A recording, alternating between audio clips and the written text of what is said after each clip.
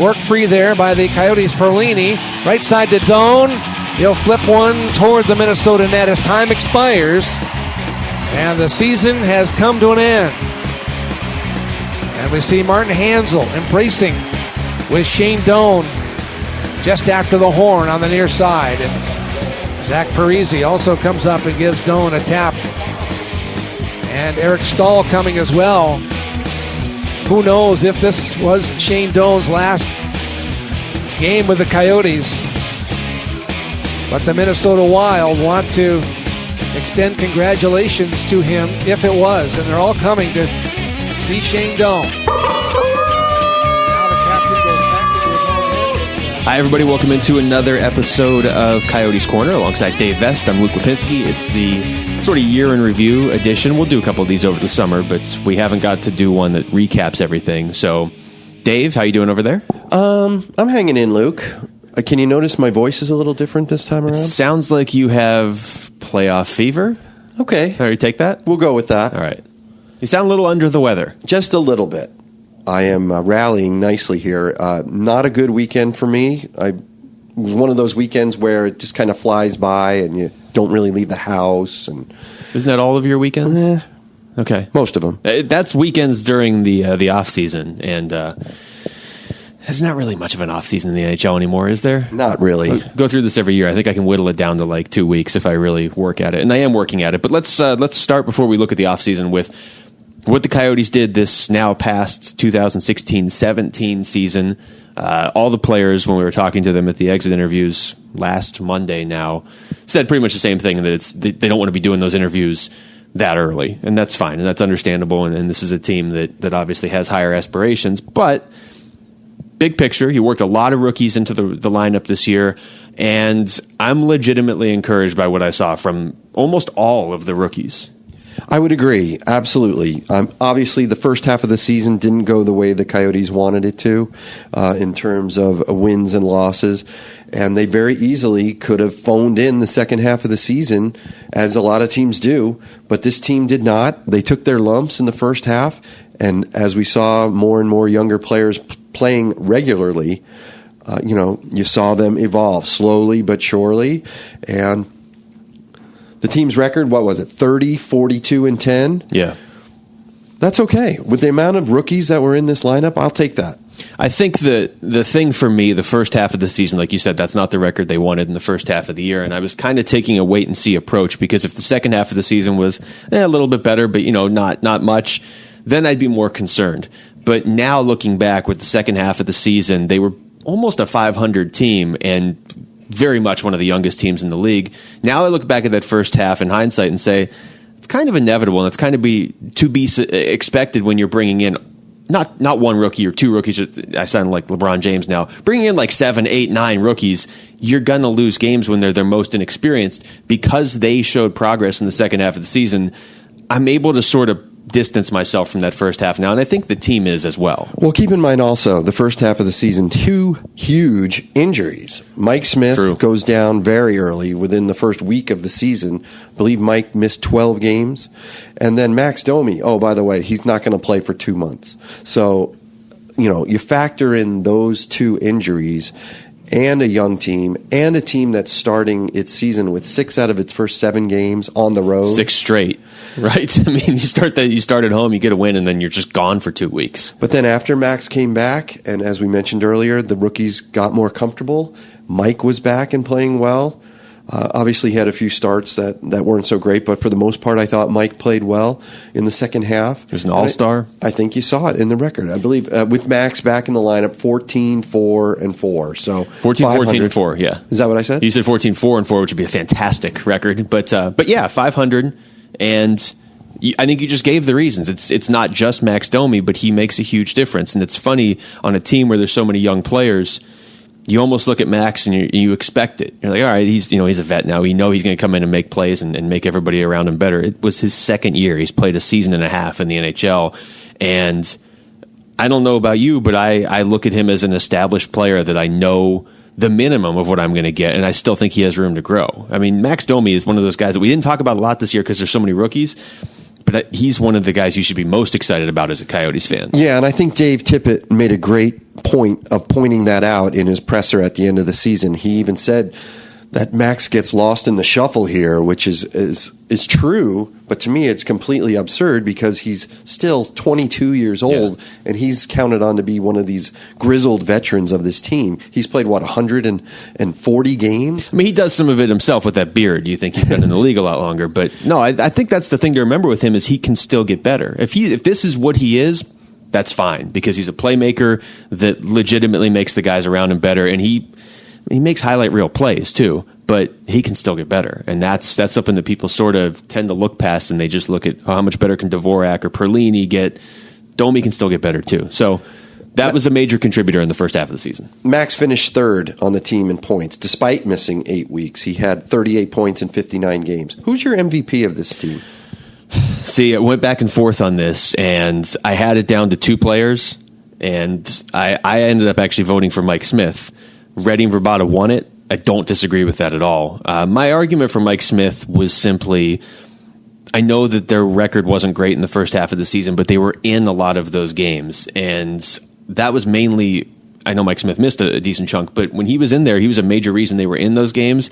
I just think that experience as a young team is so valuable to if you're going to lose a 1-goal game. And I remember we talked to Dave Tippett about this, and he would say, like, yeah, Jacob Chikrin's out there for the final minute and a half of a 1-goal game. That's not experience he's getting if he's stepping in on the Penguins right now. So big picture down the line, I think we saw it too from a guy like Chikrin. He was just comfortable in those key moments late in the season when they were winning games. I voted for Radim Vrbata. 20 goals, 35 assists. He had 55 points. He played in all but one game. I think he missed the second to last game, or was it the third? It was a road game. It was the third to last game, yeah. Okay. So he played 81 games. His numbers are just hard to deny, as I just chronicled. He had 16 more points than the second place finisher on this team, who was Oliver Ekman-Larsson with 39. Yeah, and for Vrbata, you and I have discussed this on the show before, but when you talk to the rookies, they will tell you he was such a big influence on them. And whether it's Christian Dvorak, who's not really a huge talker, at least publicly, he definitely was somebody that would follow Vrbata around in the second half of the year and ask him questions. And Radim Vrbata was very open to that and embraced that. But it wasn't just Christian Dvorak. It was Lawson Krause. It was a lot of these young guys. And you need that sort of veteran leadership on any team, especially a young team. And that's why he was wearing the A by the end of the year. So I'm not going to argue against Radim Vrbata at all. And he wants to come back. He made that clear in the exit interviews. If everyone's wondering, what's the future hold for Vrbata, he's an unrestricted free agent. He's set to become that on July 1st. But he told all of us and anyone who asked that he wanted to come back. He's 99% sure this is where he will play next year. Of course, he's leaving a little wiggle room there for contract negotiations. But by all accounts... Not a ton, but yeah. all accounts, the Coyotes said publicly that they'd like to have him back. I think it's just a matter of creating a fit now within the team budget and on the depth chart, but I'd be very surprised if he's not back. Makes a lot of sense. He was pretty inexpensive this past year, and then you see the production he gave you, and he's one of those guys when you talk about somebody that's, I don't want to speak for him, but he's willing to give the team a hometown discount. This is his hometown team. He's made that very clear, not just this year, but over the last decade, really, of how many times he's come back, and it's great. It's great when you have a player like that come back because the fans love it. It's sort of a sentimental thing, and he's big for that locker room. But he also scores 20 goals a season. I don't see that stopping next year. Okay, so the season ended, Luke, on April 8th with a home game. And I have to tell you, it was quite a memorable evening. For a team that's not going to the postseason, just the energy that was in this building, and I guess energy might not be the right word. The emotion, maybe, is a better word. It was emotional before the game started. It was one of the most memorable days for me in all the years I've been covering this team. There was just so many interesting storylines happening at one time. It was hard to keep track of them. But once it all started to happen, you couldn't help but get swept up in all of them. I mean, I don't know. Why don't you chime in here? But I, as far as I'm concerned, the game itself, the outcome of the game, it was like, who cares? It was somewhat I mean, it was certainly secondary, and you don't normally have that happen at the NHL level. But you mentioned they weren't making the playoffs. They knew that going into the game. And then there was 7,000 other storylines. I remember driving over here for that game, and I usually get here early, but I got here extra early that night because I was just thinking about it on the way over. There's so much going on that night. There's unrestricted free agents every year that you don't know if they're coming back. One of them this year is Shane Doan. There could not be a bigger name in franchise history, so that was obviously a big deal.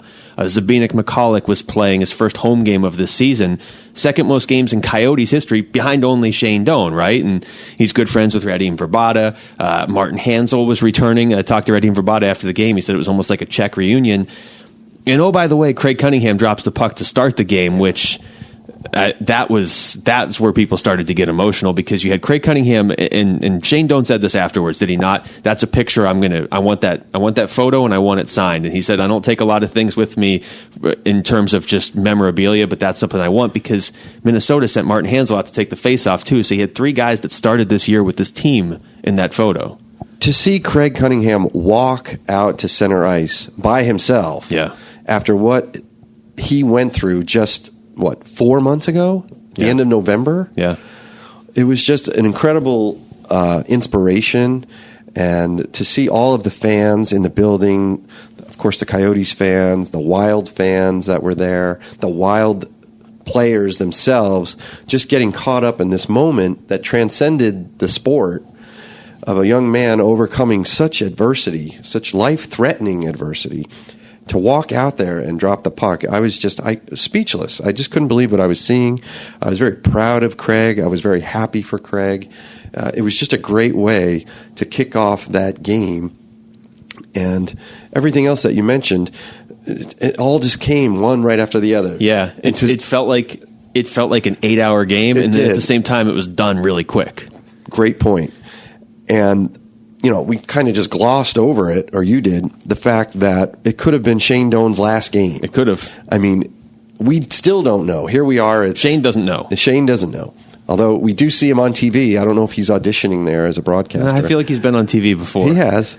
But we don't know.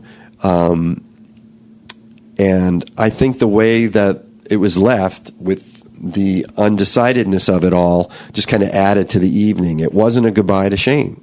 It was, and it wasn't. Does that make sense? It does. It was like a season finale of a show that has a cliffhanger almost, and it wasn't the only storyline. I mean, that was the thing. That would have been enough if that was the storyline heading into the last game. But to have everything else we talked about, and Craig Cunningham dropping the puck, and the video footage of Craig Cunningham skating and stick handling just a few hours before that game. I mean, we have the footage from 2 weeks before that when he's being helped out on the ice by a couple teammates in Tucson, and it's great to see him on the ice. Then you see him out there skating and stick handling within a week or two. I mean, that was really the video montage they put together before he came out was really cool. And talking to him before the game, I know you and I both did that. And that's just the sort of guy, and it was always this way when he was here in training camp and stuff too. Just the sort of guy you want to talk to. Like he's different in a good way, And he was just a very, very well spoken, very humorous before the game. And it was great to see him out there. But to the point on Doan. Not only do we not know, but the game ends with the puck on his stick. He assists on the last goal of the season. There was Minnesota players coming up to him in the final minutes of the game during faceoffs and just sort of congratulating him, shaking his hands. And they don't know either, but it was very surreal. If you like symbolism, how about the fact that Shane had the puck on his stick when the final horn sounded, and he kind of just flipped it into the Minnesota zone and skated away. Yeah. Later, he kind of joked to all of us, hey, maybe I should have held on to that. Yeah. So he doesn't know. Yeah. So we're waiting to hear. But I just thought it was really cool when Eric Stahl's coming over and talking to him, and Mikko Koivu, and another captain around this league that's been a captain for a long time. You obviously expect Martin Hanzal to come over because they've known each other for so long. But kind of a reminder of the respect that Shane Doan has around this entire league, because it's easy to lose perspective when you're talking about your local athlete, no matter what the sport is.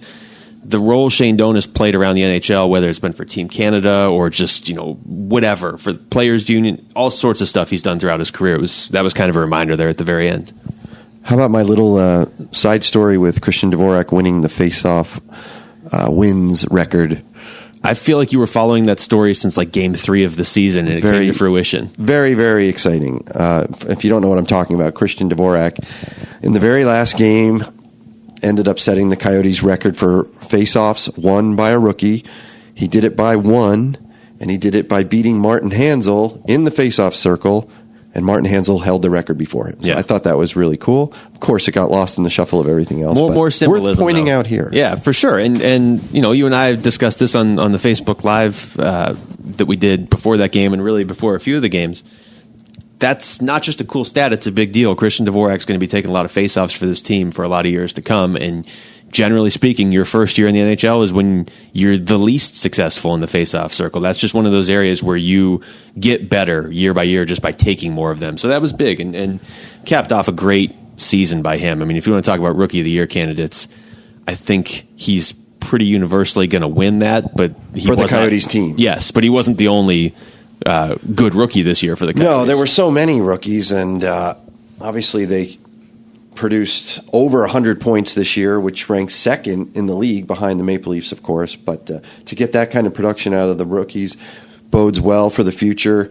Again, just to sum up here, they finished with a record of 30, 42, and 10. At home, they were 500, 18, 18, and 5. Winning on the road, obviously, that's a key to being a good NHL team, and that's something that the Coyotes will have to really focus on moving forward. But I liked that a lot of the young players took it personally and made it a mission to win more games at home towards the second half of the season, sort of defend their own arena, which they did a pretty good job of. And they beat a lot of the teams we're seeing in the playoffs right now. They beat either once or multiple times. San Jose scored 7 goals last night. The Coyotes beat them 3 times. They beat Pittsburgh. They beat Washington. They beat Nashville multiple times. And as we record this, Nashville's up 3-0 on the Blackhawks. So I know Dave Tippett said take that with a grain of salt, especially the ones in the second half. Most of the wins over Nashville were actually in the first half.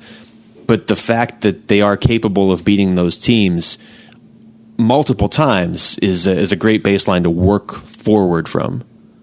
Speaking of looking forward, let's do that. Oh, look at that segue. The best Seamless. of the year. Yeah, mid-season form already.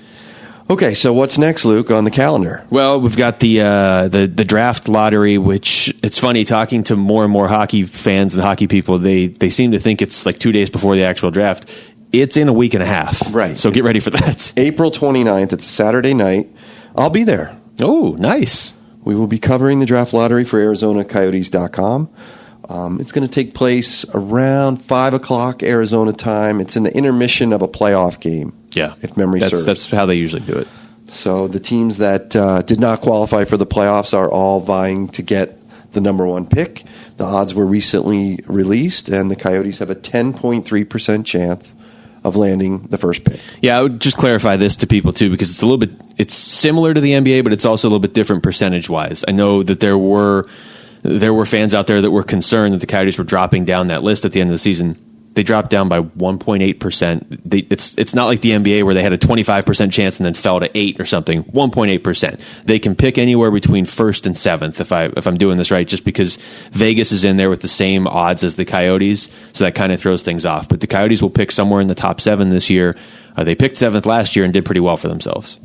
So that leads up to the next item on this list is the expansion draft for the Vegas Golden Knights. That's going to be taking place on June 21st.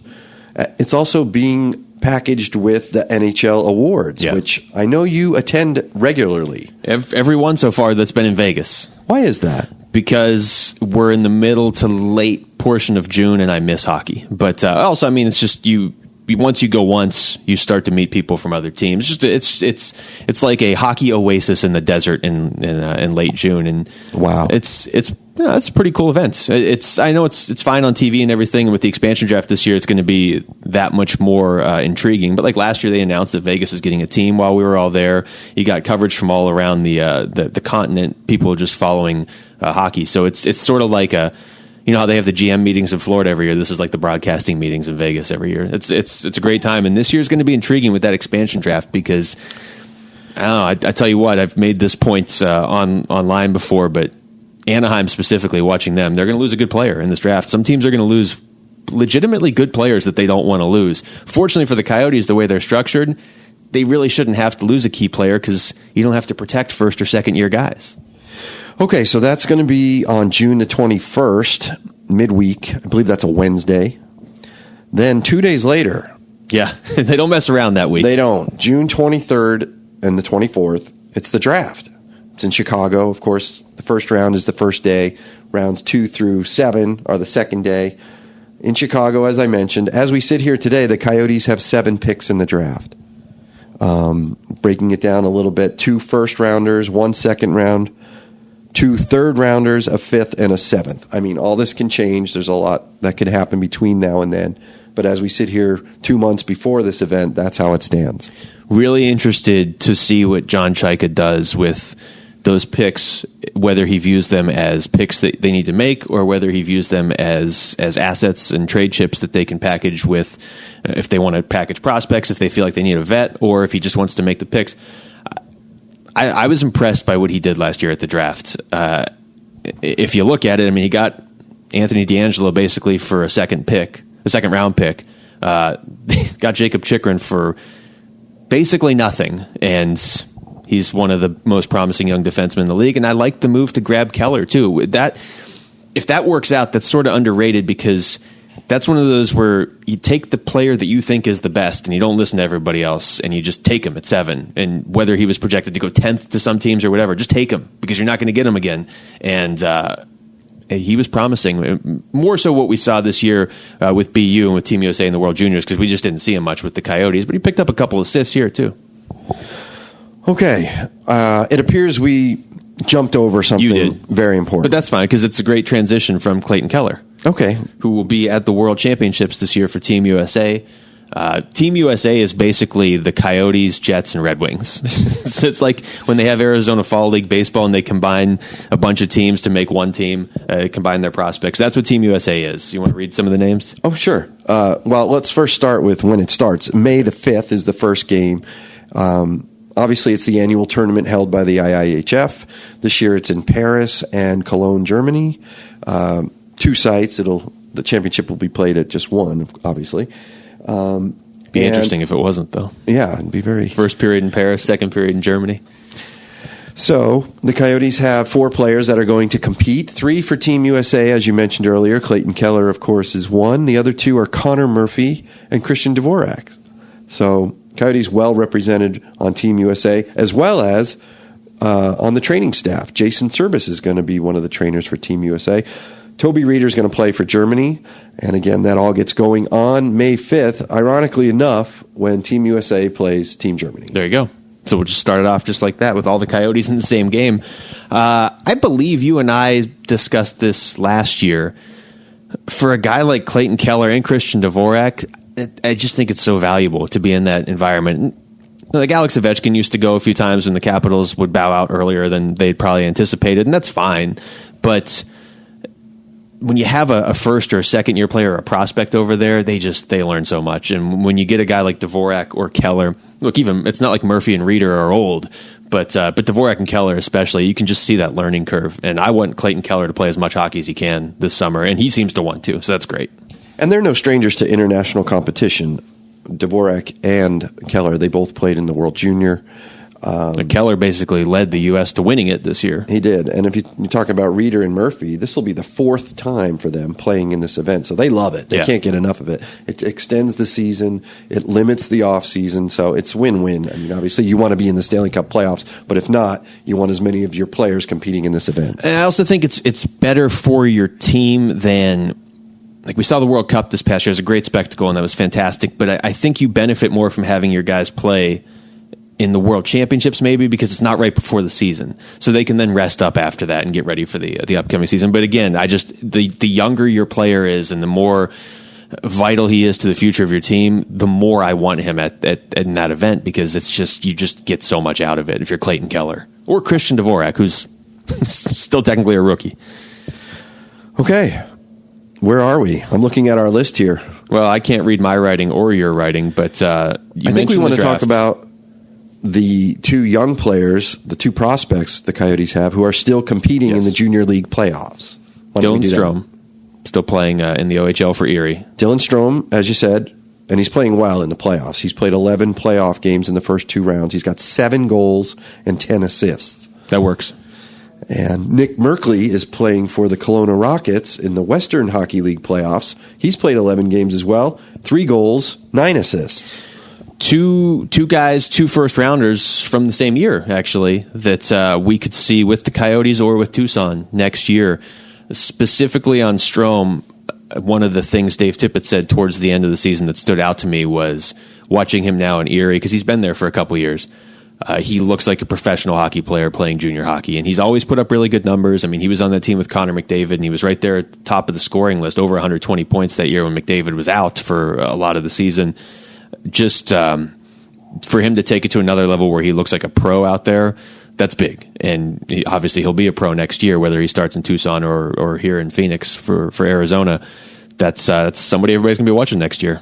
So if you're a Coyotes fan, you're rooting for Erie and you're rooting for Kelowna to win their league playoffs and reach the Memorial Cup tournament, because that means just weeks and weeks of more playing at a high level for both of those prospects. Something that Christian Dvorak did last year when London won everything. So, okay. NHL playoffs. NHL playoffs. We got to at least touch on these here. We do. We're a week into it. I mean, clearly, in the past, we've talked about the playoffs before they started, but we had me getting sick, and you, I've heard, with all sorts of tax filing issues. We had to postpone the start of this podcast. That pushed this back one day because it was tax day and I wanted to do it right. You're a media mogul, and it gets confusing at tax time. We all understand. Second person that's called me a media mogul this summer. So people obviously don't know me very well. We're going to start our NHL playoff preview a week in with a lot of insight. Well, as we do this, all 16 playoff teams are still in it. But should we just run through each conference real quick? Sure. Let's start in the West. 3 of the series as we record this, and this one stunned me. 3 of these series are 3-0 in the first round, and then the other one is now 2-2 between San Jose and Edmonton. So I guess let's start with San Jose Edmonton. The game last night, the Sharks. Good game. If you're a San Jose fan, what was the final 7-0? 7-0. I look forward to watching that all day, and about halfway through, I switched over to the Diamondbacks. Yeah, that series since the start of the playoffs to me has felt like a 7-game series because it's just such a contrast in styles. You got a team that was in the Cup last year, tons of vets against Connor McDavid, who actually hasn't done much yet, and a very young Edmonton team that's fast.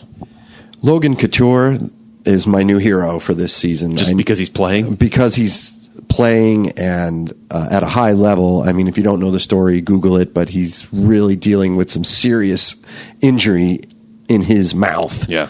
I heard stories of how his jaw and his teeth are all wired together temporarily. And here he is. I scored 2 goals last night. You can even see after he scores, the guys are patting him on the head, and he's like cowering. Don't touch me. Yeah, nobody wants to touch him except Zach Kassian, who ran him right into the wall in game 2 or 3. But it's kind of Jeremy Roenick-esque with the jaw just wired shut so he can play in the playoffs. I like the Sharks. I like how they came back in game 4. I think they'll close that out. I think they sent a message to Edmonton in that game that, hey, we're the San Jose Sharks and you're Edmonton, and this is your first year in the playoffs in 11 years, so why don't you fall in? Really? You think Edmonton's done, huh? I do. That was I had a tough time with that series before the playoffs. I thought Edmonton would actually win that series in 7, and so I won't change that, but the way they lost game 4, and even the way they won the first couple games. If you're going to tell me Edmonton's going to beat San Jose, I'm thinking a lot of 4-3, maybe 5-4, just running up and down the ice. The fact that they can't score, they're not going to win with defense because they don't have enough. So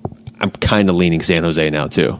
The other 3 series, as you said, they're all 3-0. Can you believe it? Nashville up 3-0 on Chicago. That one, if Nashville pulls this off and sweeps Chicago, which I don't think they will. In fact, I don't think Chicago's done, to be honest. They could easily rattle off 4 straight wins. But if easily rattle them off. Well, we've seen it during the regular season. It's different when you're playing the same team. And I was just talking to one of our PR guys out in the hall just before the show.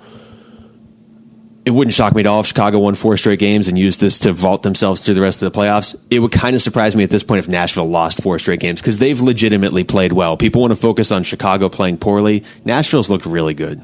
St. Louis has looked extremely good to me. That one doesn't surprise me. Minnesota just didn't look right the last month of the season, and St. Louis was one of the best teams in the NHL the last month of the season. Calgary, Anaheim?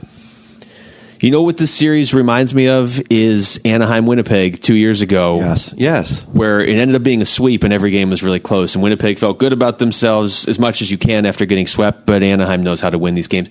Anaheim, in a lot of ways, is not the same style, but to me, they're almost like the new LA Kings in that they're not going to wow you. They're going to win every game by a goal, but they're going to win every game by a goal. That's a quietly dangerous team. Especially, I'm still in disbelief. I'd like to get your thoughts on this.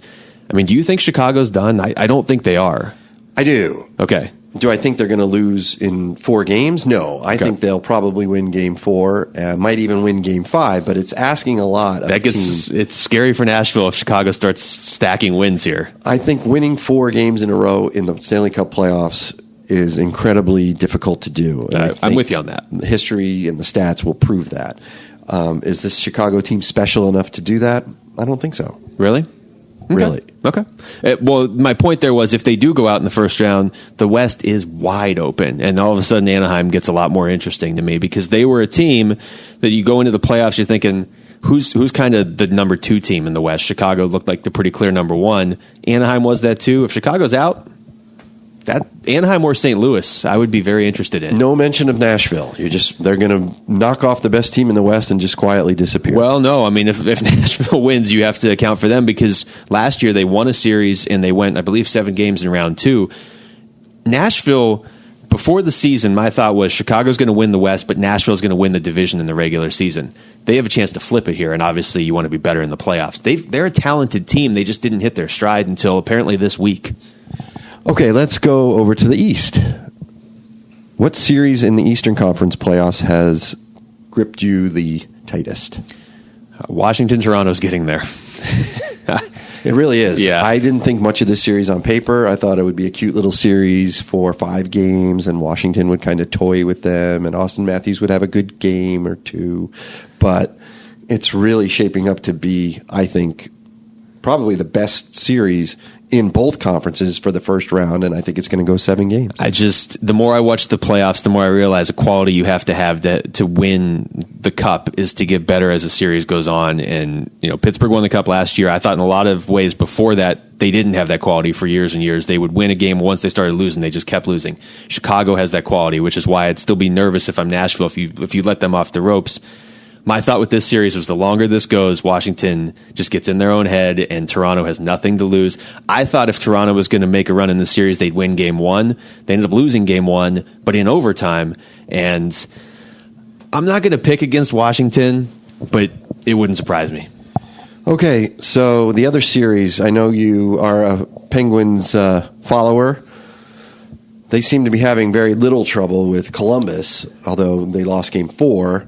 Still, I mean, I don't think Columbus was ever secure in that lead that they had in Game 4. No. And they're trailing 3-1. My only concern with Pittsburgh, big picture, I at least coming into these playoffs, I can't see them winning the cup without Chris Letang. And then when Matt Murray got hurt 10 minutes before the first game, that was concerning. When we saw them without Chris Letang 2 years ago, and they were gone in a minute against the Rangers. They're a much different team. They've got a supporting cast of young players like Jake Gensel, who somehow leads the NHL in goals in the playoffs, that work well with Sidney Crosby, and they're a more high-powered team. Mike Sullivan is maybe the most underrated coach in the NHL. But I'd be concerned about Marc-Andre Fleury giving up 4.5 goals per game these last 2 games because he has a tendency to do this in the playoffs. New York-Montreal has been a pretty even series, Yeah. each team with a win and a loss on home ice. And then that other series, which no one seems to be paying any attention to, and it's a quite fun series. entertaining, It's a very fun series. Ottawa-Boston. Yeah. I really don't know how that's going to go. Both teams have looked like the superior team on different occasions. That's just, what stood out to me in these playoffs is no lead is safe, other than San Jose's 7-0 lead on Tuesday. How many games have we seen a team go up 2-0 or 3-1, or in some cases up by 3 goals and either lose or have to go to overtime? Quite a few. It's great. It really is. But it's just wacky. Well said. Thanks. So, a week into the playoffs, I mean, obviously there's, 6-7 more weeks of this, so it's going to be a lot of fun. Who do you like so far from what you've seen? I just kind of dominated that segment, which obviously is better for ratings, but I'm I'd used like to to hear what you that. have to say. I'm very used to that. I did a lot of the talking in my head. Good. So I'll vocalize it now. Oh, great. What do I like? I'll just take a team from each conference. In the West, San Jose. I just Really? Okay. really think that last night was just exactly what they needed. To go back to the Cup? Yes. Okay, because that's tough to do. I know. But I think what they showed last night, I can't put too much emphasis on it. I fear that I am. It was just one game, but I think it was, hey, don't forget about us. We got this. We knew they were capable of it. We just hadn't seen it in the first 3 games. So I think that means a little more, too. If they lose the next game, everything I just said goes out. Okay, we'll just delete the whole podcast. Then in the East, I don't know if Pittsburgh and Columbus are going to play themselves out in this series. That's what I thought would happen. I thought it'd go 7 and Washington would cruise in the second round, but Washington might not even get there. Right. I've just liked how Pittsburgh has handled Columbus. I know they lost the last game, but the first 3 games, they're beating a very good team here, and they're beating them with ease. Yeah. Well, if they... So I'm basically calling a rematch of last year's Stanley Cup final. Yeah, which hasn't happened, since 2009? But, they both have looked really good. Pittsburgh has kind of surprised me with how good they've looked. But if they lose Game 5, I think that's going 7, because I don't think Columbus is losing at home again this year. So at that point, if those 2 teams beat each other up, Washington isn't out of it. All right, so we'll keep an eye on it, and we'll keep an eye on all things related to the Coyotes. I'd like to do another one of these, Luke. Definitely before the draft. Oh, for sure. So we'll reconvene, and we'll get deeper into the draft. And Once we know where they pick, it'll be a lot easier. Yes. Dave, thanks for fighting through this with your upper/lower body injury. Thank you, Luke. Always never questionable, always a game time decision, but you always get in there, especially during the playoff podcast. I'm Luke Lapinski. Thanks for listening to Coyotes Corner.